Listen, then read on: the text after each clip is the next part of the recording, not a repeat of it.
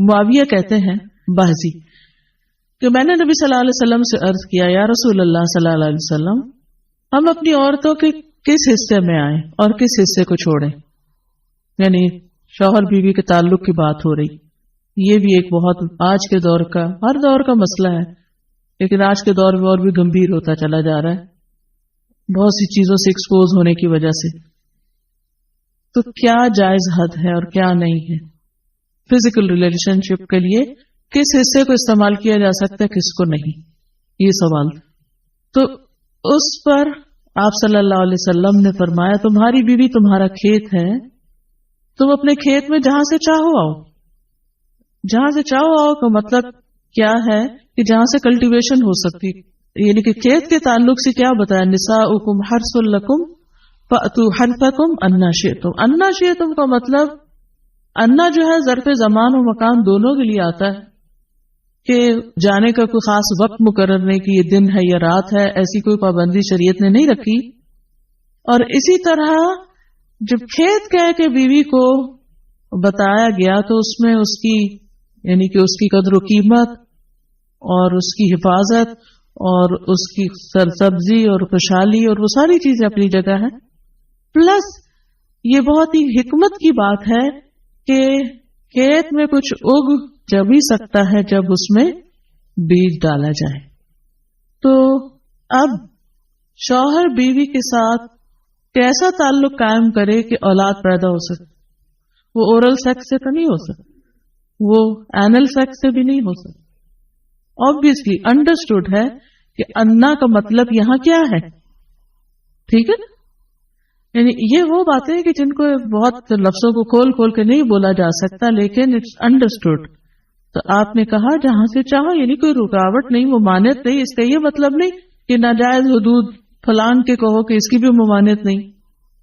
البتہ جب تم کھاؤ تو اسے کھلاؤ, یعنی کہ شوہر خود آؤٹنگ ڈائننگ کے لیے چلا جائے اور بیوی کو کہیں کہ بس گھر میں پکا لو اپنے لیے اور کھا لو, خود صرف دوستوں کے ساتھ رہے. دس از ناٹ رائٹ. بیوی کو بھی لے کے جائے اور ساس بھی بہو کو جانے دے. جب تم کھاؤ تو اسے بھی کھلاؤ, جب پہناؤ تو اسے بھی پہناؤ. کا مطلب یہ ہے کہ عید آئی ہے اپنے لیے سوٹ لے رہے ہو تو بیوی کو بھی کچھ لے کے دو. یہ ہے ایکوالٹی ایک طرح سے. تو اس کے چہرے پہ نہ مارو, اسے گالیاں مت دو, ابیوز نہیں کر سکتے.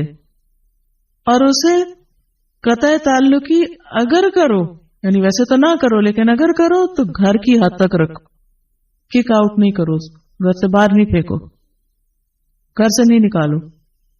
کیونکہ بعض شوہر کہتے ہیں نا فون پہ کہہ دیتے ہیں گھر چلی جاؤ ماں باپ کے, میں تب گھر میں داخل ہوں گا, آؤں گا ہی نہیں.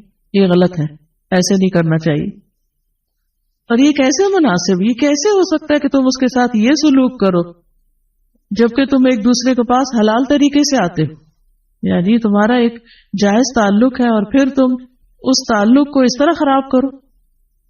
تو بیوی کو مارنے سے متعلق جو قرآن اور حدیث کی روشنی میں جو حکم ہے وہ سامنے. پھر اسی طرح غلام کو مارنے کی ممانعت, نوکر کو غلام کو اس کو بھی نہیں مارنا چاہیے. ابو مسعود بدری سے روایت ہے کہ میں اپنے غلام کو کوڑے کے ساتھ مار رہا تھا کہ میں نے اپنے پیچھے سے آواز سنی, اے ابو مسعود جان لو. اور میں غصے کی وجہ سے آواز سمجھ نہ سکا, یعنی ایسے مار رہا تھا کہ مجھے نہیں سمجھ آئی کہ کس نے پکارا مجھے. جب وہ میرے قریب ہوئے تو وہ رسول اللہ صلی اللہ علیہ وسلم تھے اور آپ فرما رہے تھے جان لو ابو مسعود, جان لو ابو مسعود. کہتے ہیں میں نے اپنے ہاتھ سے کوڑا پھینک دیا تو آپ نے فرمایا جان لو ابو مسعود, یعنی آپ بار بار فرما رہے تھے اللہ تم پر زیادہ قدرت رکھتا ہے تمہاری اس غلام پر قدرت سے, یعنی جتنا تم اس غلام پہ قدرت رکھتے ہو اللہ اس سے زیادہ تم پہ قدرت رکھتا ہے, یعنی تمہیں مارے گا. کہتے ہیں کہ میں نے عرض کیا اللہ کے رسول صلی اللہ علیہ وسلم میں اس کے بعد کبھی غلام کو نہیں ماروں گا. اور بعض روایت میں آتا ہے کہ انہوں نے آزاد کر دیا. ابو عمر زازان سے روایت ہے, کہتے ہیں کہ ہم لوگ ابن عمر کے پاس تھے, انہوں نے اپنے غلام کو بلایا جسے انہوں نے مارا تھا. انہوں نے اس کی پیٹھ کھول کر دیکھی, کہا کیا تمہیں تکلیف ہو رہی ہے؟ اس نے کہا نہیں.